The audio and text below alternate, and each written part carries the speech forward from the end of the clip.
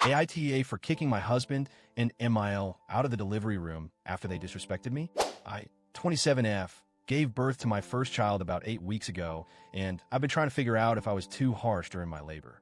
My husband, 29M, and I have been together for a few years, and things were pretty good between us before this whole birth situation. But I'm feeling really conflicted about everything that happened, and now our relationship feels like it's falling apart. A little backstory on my pregnancy. It wasn't easy. I had placenta previa, which made the pregnancy high risk, and I was on bed rest for a while. It was a tough few months, but I made it to 37 weeks, and I was relieved to finally be nearing the end of this challenging journey. Now, onto the actual delivery situation. The day I went into labor, I called my mom and told her, and my husband called his mom, MIL, Dan, and I had already agreed that it would just be the two of us in the delivery room, no extra people. I felt strongly about this because I wanted it to be an intimate experience, just me and my husband. But then, when I was in labor and things were starting to intensify, I was shocked to see my MIL arrive at the hospital. She came in with a big smile and said she came to help. I was caught off guard because, again, my husband and I had already agreed it would be just the two of us. I told her politely that I wasn't comfortable with her being there and explained that it was a decision Dan and I had made together. She wasn't having it, though. She said she'd traveled all this way, so it would be rude to make her leave. At that point, I called my mom to come to the hospital because there's a rule at the hospital limiting the number of people allowed in the delivery room to 2. I figured if I had to have one extra person in the room, I'd rather have my mom there. When my mom arrived, I spoke with the nurses and told them that only my husband and my mom would be allowed in the room. That way, there would be no confusion or arguing about it. My MIL absolutely lost it. She started saying I was excluding her from the birth of her grandchild and accused me of being selfish. She said she'd always wanted to witness a birth, especially her son's child, and I was taking that moment away from her. She made a huge scene, and I was feeling so stressed and overwhelmed. My mom, tried to avoid further conflict, said she would sit in the waiting room and pray for us while MIL stayed in the room. But this is where it started to get really messy. As my labor progressed, things were getting more intense. I was doing everything I could to stay calm, but then I saw my husband, Dan, holding his phone and recording me. He was filming me while I was in labor, which completely threw me off.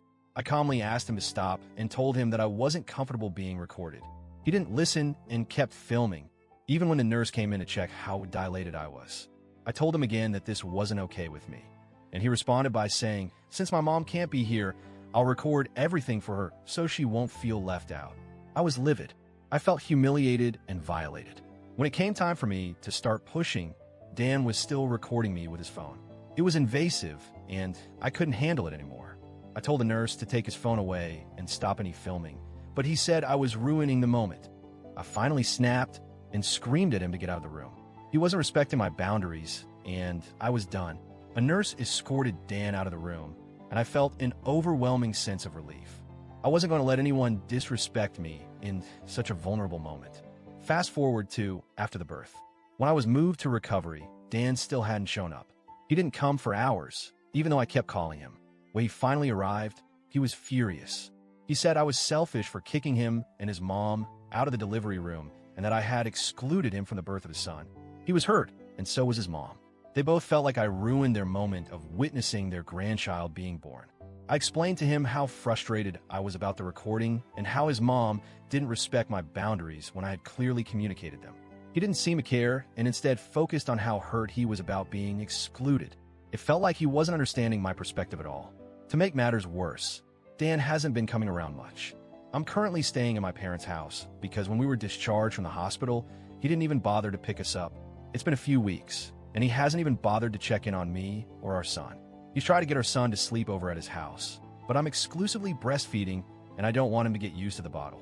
I've tried talking to him about moving back into our house, but he says there's a lot we need to work through first. Here's the thing, my dad went over to the house to talk to Dan man to man, but when he got there, Dan wasn't even home. At this point, I feel so hurt and unsupported. Before all of this, Dan was a pretty decent husband, and I thought we were a team. But right now, it feels like he's choosing his mom's feelings over mine, and that's not okay with me. I'm just feeling really lost. I'm not sure if I'm being unreasonable. Was I too harsh, kicking Dan and his mom out of the delivery room? Should I have just let things go?